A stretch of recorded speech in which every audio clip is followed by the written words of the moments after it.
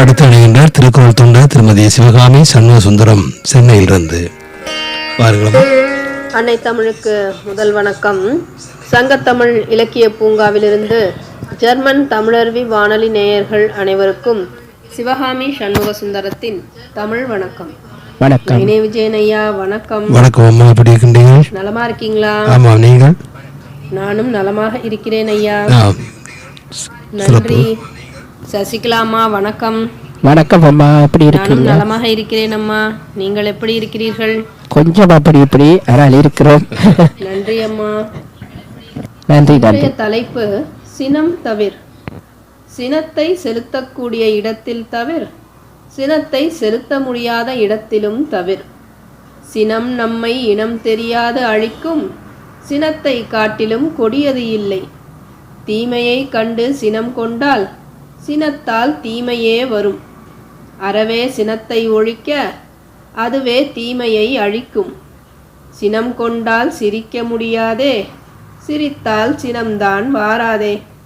சினம் கொண்டால் சிரிக்க முடியாதே, சிரித்தால் சினம்தான் வாராதே.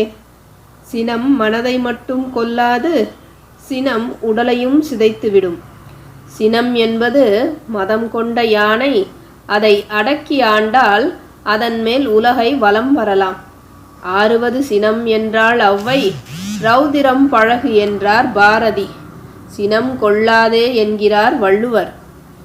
ஆறுவது சினம் என்றால் ஔவை, ரௌதிரம் பழகு என்றார் பாரதி. சினம் கொள்ளாதே என்கிறார் வள்ளுவர். விட்டெறிந்த வளரி சுற்றி வந்து தாக்கும், சினத்தில் உதிர்த்த வார்த்தை சுட்டரித்து போகும். சினம் எதையும் மாற்றாது, மாறாக சினத்தை மாற்று. சினம் எதையும் மாற்றாது, மாறாக சினத்தை மாற்று. நடந்த தவறை மாற்ற முடியாது, இனி நடக்காது தவிர்க்க முடியும். சினத்தால் சாதிக்க நினைப்பதை மனத்தால் மாற்றி அமைத்திடு. சினத்தால் சாதிக்க நினைப்பதை மனத்தால் மாற்றி அமைத்திடு. அனைவரின் மனம் மகிழ சினம் தவிர், மாற்றம் பிறக்க சினம் தவிர். அனைவரின் மனம் மகிழ சினம் தவிர், மாற்றம் பிறக்க சினம் தவிர். வாய்ப்பளித்த ஜெர்மன் தமிழருவி வானொலிக்கும் சங்கத்தமிழ் இலக்கிய பூங்காவின் ஒருங்கிணைப்பாளர் நீலகண்ட தமிழன் ஐயா அவர்களுக்கும் நன்றி கூறி விடைபெறுபவர் உங்கள் அன்பு சகோதரி சிவகாமி சண்முக சுந்தரம், சென்னை.